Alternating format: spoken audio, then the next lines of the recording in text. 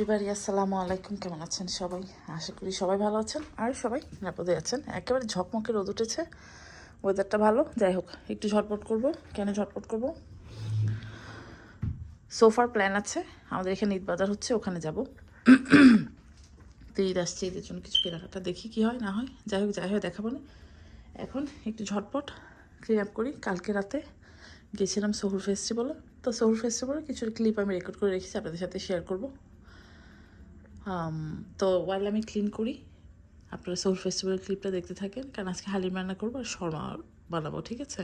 তো শর্মার যে চিকেনটা ম্যারিনেট করেছিলাম সেটা বের করে রেখেছি রাতে। ওই যে দেখতে পাচ্ছেন হালিম পাউডারটা গুলে রেখেছি। এখন হালিম পাউডারটাকে সিদ্ধ করব, সিদ্ধ হতে তো এগুলো ক্লিন করবো, তারপর কী করছি ইনশাল্লাহ দেখাবো না, কারণ আমাকে একটু ঝটপট করতে হবে, ঠিক আছে? এসে আবার ইফতার প্রিপারেশনও করতে হবে। এটা হচ্ছে কালকে রাতের ইফতারের আফটার ইফতার এফেক্ট এগুলা।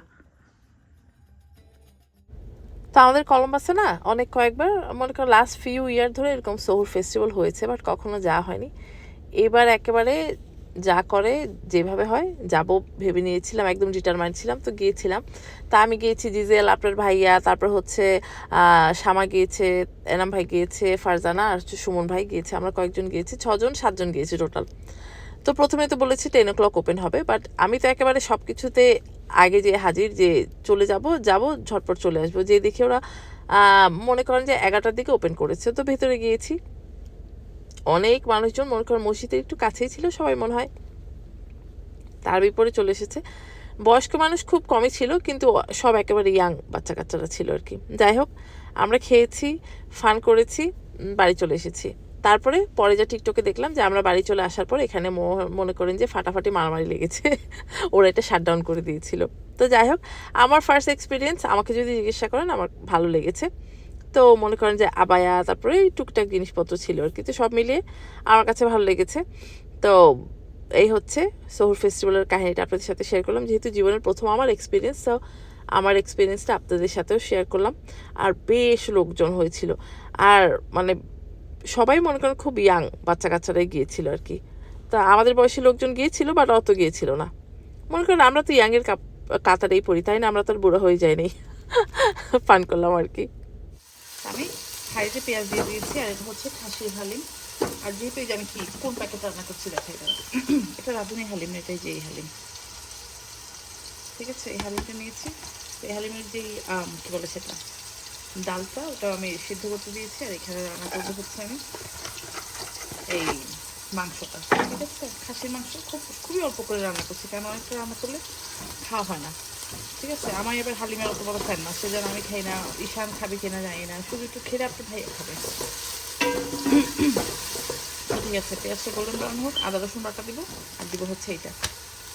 আজকে কোনো টানধাম না, নিজের কোনো, আমি ওটার মধ্যে নর্মালি আমার ব্লগ যারা দেখেছেন আগে প্রিভিয়াস ইয়ারে, আমি যখন নিজের হালি মিক্স তৈরি করি আমি পোলাও চাল দিই, আর আমি যখন প্যাকেটের হালি মিক্সও রান্না করি আমি নিচ থেকে ডাল পোলাও চাল মিক্স করি। এবার কিছু করিনি, এবার দেখি কেমন হয় খেতে, ঠিক আছে?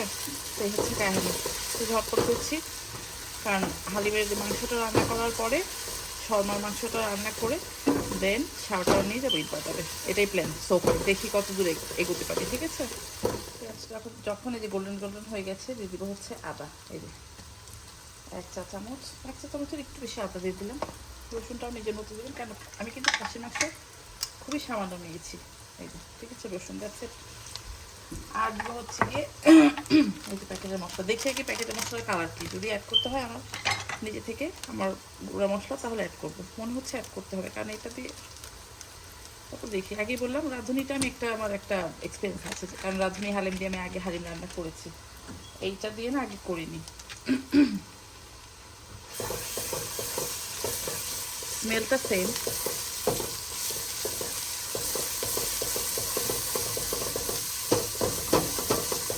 মশলাটাকে কষাই, তারপর মাংস দিয়ে দিব না, ওগুলো কিছু দেখানো নেই। যদি স্পেশাল কিছু করি তাহলে দেখাবো না, বা নিজে থেকে মশলা দিই তারপর দেখাবো না, চলেন, ঠিক আছে?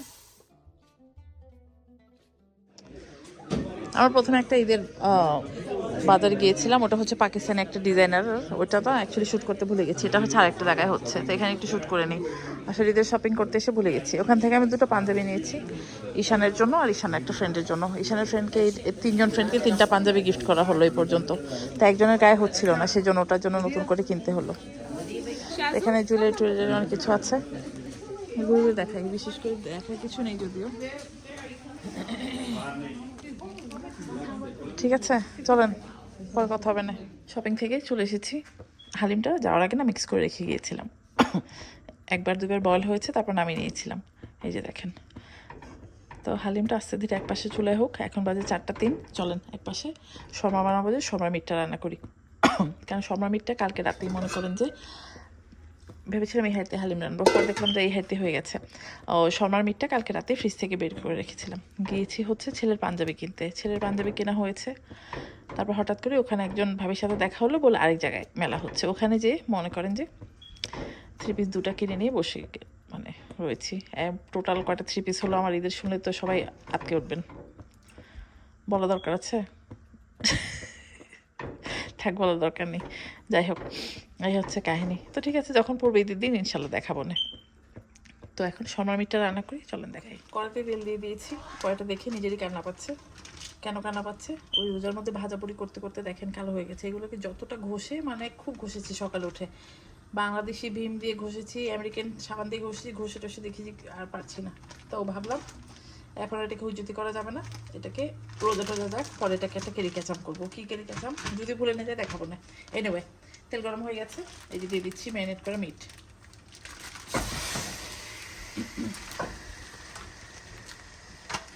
এটাকে কিছু না, এটাকে এখন আমাদের সুন্দর করে ভাজা ভাজা করতে হবে। ঠিক আছে? আল্লাহ,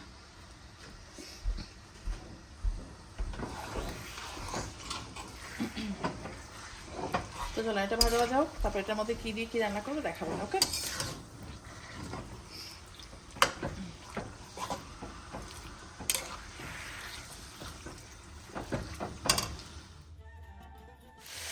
এই যে দেখেন সুন্দর করে চিকেনটা কিন্তু ভাজা ভাজা হয়ে গেছে। ঠিক আছে, এই যে দেখেন তেল চলে এসেছে। তো এখন চুলাটা বন্ধ করে দিব। আর এখানে আমি কি করছি দেখেন, পেঁয়াজ আর হচ্ছে টমেটো আর শসা এরকম কিউব করে কেটে নিয়েছি, যেটা আমাদের আমি মনে করেন যে শর্মার যে রোল ওটার মধ্যে দিব। ঠিক আছে, তো এই যে ঠান্ডা হোক, আর কি রুটি দিয়ে বানাবো, কি আসতে দিচ্ছে সব গুছাই, তারপর দেখাবো না। আর এখানে যে দেখেন হালিম হচ্ছে আস্তে ধীরে, এই ঢাকিটা আসলে এটাকে উঠিয়ে এটার উপর দিয়েছি। এই যে দেখেন হালিম রেডি, হালিমটাকে ঢেলে নিয়েছি, এখনও গরম আছে। ইফতার মনে করেন আর 1 ঘন্টা 20 মিনিটের মতো আছে। তো এটাকে ঢাকাতে রেখে দিব। হালকা একটা ডেকোরেশন দিয়েছি, কারণ সব তো খাওয়া হবে না। মনে করি শসা টসা এটার মধ্যে থেকে গেলে না একটা বিচ্ছির অবস্থা হয়ে যায়। তো এই যে হালিমের ফাইনাল লুকটা দেখিয়ে দিলাম। আমি এক্সট্রা এটার মধ্যে কি দিয়েছি, শুধু হালকা একটু ধনের গুঁড়া আর একটু ভাজা জিরের গুঁড়া, আর কিছু দিইনি এটার মধ্যে। এই হচ্ছে কালার। তো খেতে কেমন হবে জানি না, ইনশাল্লাহ খাওয়ার পরে বুঝবো।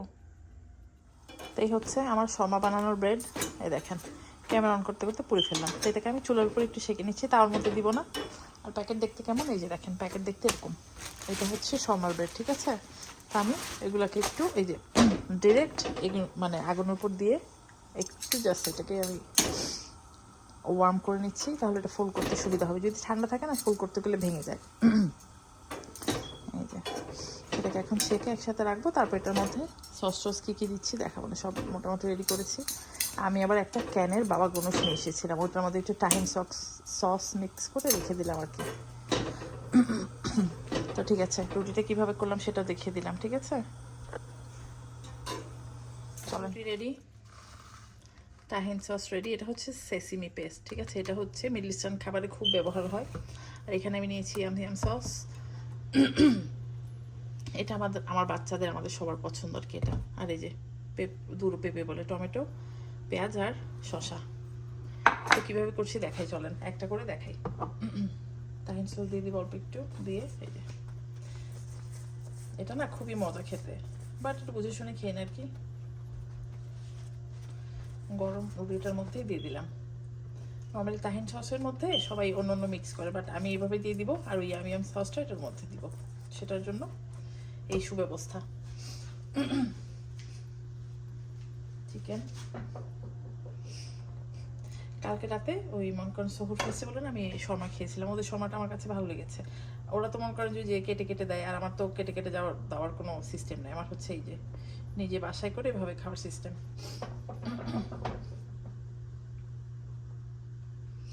একটু বেশি করে ভরপুর চিকেন দিয়ে দিচ্ছি। তারপর মনে করেন এটা একটা খেলেই মনে করেন যে পেট ঠান্ডা, সেই পর্যন্ত কিছু খাওয়া লাগবে না। পেঁয়াজ পেঁয়াজটা অপশনাল, চাইলে দিবেন না দিলে নাই, বাট দিয়েন।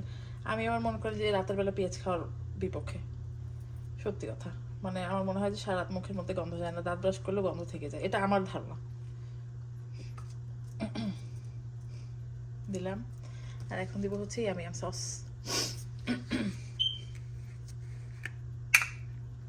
কালকে আনা হয়েছে সসটা, আমার বাসায় সসটা বেশি দিন থাকে না।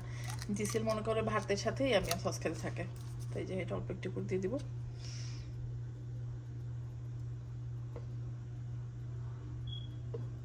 কারণ গতবার আমি শর্মা সসটা না মোটামুটি বাসায় তৈরি করেছিলাম, আপনাদেরকে দেখিয়েছিলাম। তো এবার আর ওটা করলাম, এবার এই যে শর্টকাট এভাবে দোকানেরটা দিয়ে যে করা যায় সেটা আপনাদেরকে দেখিয়ে দিচ্ছি, আর কিছু না। এখন এটাকে র্যাপ করবো আমরা।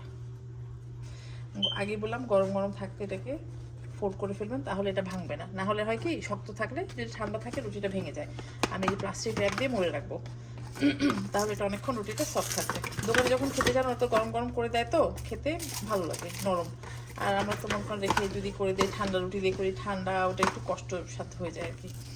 ভেবেছিলাম অ্যালুমিনিয়াম ফয়েল দিয়ে করবো, পরে ভাবলাম যে না, ভিডিও রেকর্ড করলে না তখন ভালো দেখা যায় না, এটা দিলে হয়তো একটু ভালো করে দেখা যাবে। এই যে একদম সিম্পলভাবে র্যাপ করে রেখে দিব, ঠিক আছে? তো ফাইনাল লুক দেখা, মানে চলেন। এই হচ্ছে শর্মার ফাইনাল লুক। আসলে ইফতারের জন্য তাড়াহুড়ো করে টেবিল সাজাচ্ছিলাম, ভুলে গিয়েছিলাম শর্মার ফাইনাল লুক নিতে। তো ইফতারের টেবিলে এসে আবার দেখাচ্ছি। তো যাই হোক, এই হচ্ছে আমাদের আজকের ইফতারের টেবিল। ঝটপট করে টেবিল সাজানো হয়ে গেছে। হালিম আর হচ্ছে আর কিছু পিঠা আমি একটু বেশি করে টোস্ট করেছি, যাতে একটু পিঠা চিপস খেতে যেমন লাগে, পিঠা চিপসটা দিয়ে ওই বাবা গণেশ করেছি, সেটা দিয়ে খাবো আর কি। তো এই হচ্ছে আমাদের আজকের ইফতারের টেবিল। হঠাৎ করেই বাসায় ভূত ঢুকেছে। আমি ইফতার টিফতার খেয়ে মনে করেন যে কফি খাচ্ছিলাম, হঠাৎ দেখি বেল বাজলো। তারপরে দেখি যে আমার রিং ক্যামেরাটা বন্ধ হয়ে যাচ্ছে হঠাৎ করে। তো যে হ্যাঁ, দরজা খুলে দেখি, হ্যাঁ দরজা খুলে দেখি কেক আর গিফট নিয়ে হাজির। আমার কালকে বার্থডে, সেই জন্য ফ্রেন্ডরা চলে এসেছে।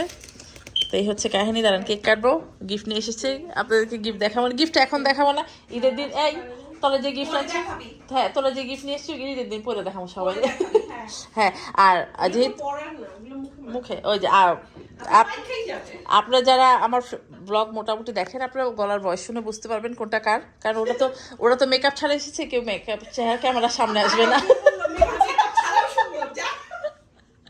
হ্যাঁ, আমি কি মেকআপ এসে আরেকজন মেকআপ ছাড়া এসেছে, মনে করেন যে চুলগুলো একেবারে ছেড়ে চুড়েলের মতো। হ্যাঁ, এই যে দেখেন এই যে এই তিনজন এসেছে। হ্যাঁ, এসেই মনে করেন যে ওদের ভাগ্য ভালো, দেখেন আজকে হালিম রান্না করেছি, শর্মা বানিয়ে গেছি। বাট ওরা খেয়ে এসেছে বলে খেলো না, বুঝছেন? তো যাই হোক, কেক এনেছে, গিফট এনেছে, তো কেক কাটবো আমরা। কেক কাটবো, কেক কাটা দেখাবো না, চলেন। এই যে দেখেন কঠিন mocha cake from Paris baguette. Paris ব্যাগেটের কেক খুব মজা হয়, গিফটগুলো মজা মজা লাগছে আমার। ঠিক আছে, আমি কি মোমবাতি লাগাবো রে? এই বসে এত মোমবাতি লাগালে তো মোমবাতি ধরা হচ্ছে। হ্যাঁ হ্যাঁ, এক তুই সিগারেট খাতির আগে একই খুশকে ধরা লেগেছিস যে। হ্যাঁ হ্যাঁ, এমন বসা দিচ্ছে মানে বিড়ি খাইতে বোঝা যাচ্ছে। ইয়ে বড় আছে কাঠি, পুরো লাকড়ি চুলের মতন। কাঠি তো দিছেই হচ্ছে ক্যান্ডেল জ্বালানোর জন্য। ঠিক আছে, মোমবাতি গুলো যাই ব্যাক কই রাখছি ওই যে পাশে পাশে। ও তো রাম হয় বলে যাইতা है হাতে দিতে ওই পাশে এই পাশে আসো ওই রেডি ওদের ready 1 2 3 happy birthday to you. গানটা তোরা আল্লাহ। Happy birthday to you, happy birthday to you, happy birthday dear Pinky, happy birthday to you.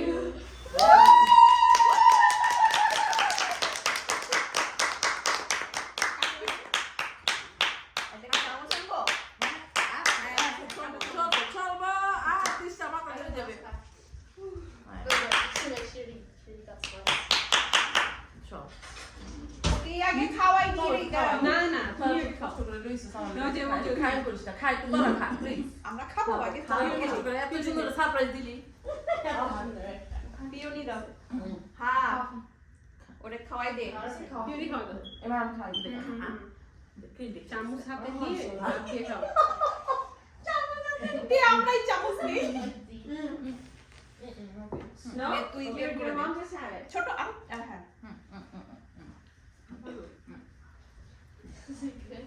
চামচের জল দে It's hell. এটা দে We can't stop that. বুঝলাম না, চামচ তোমরা আনছো ঠিক আছে। দে ওরে খাওয়াই দে কেকটা মজা আছে খুবই মজা ওই যে ও বাবা চামচ দেখা হইতেছে আমি বড় জিয়ান একটু দে জিয়ান খাবা খুব? অবশ্যই খাবে আচ্ছা খাও জিয়ান হাউ ইজ জিজি Good. She's very hyper in the morning. না And she gets super scared. ও মা, আন্টি তোকে কত বড় দিছে দেখ।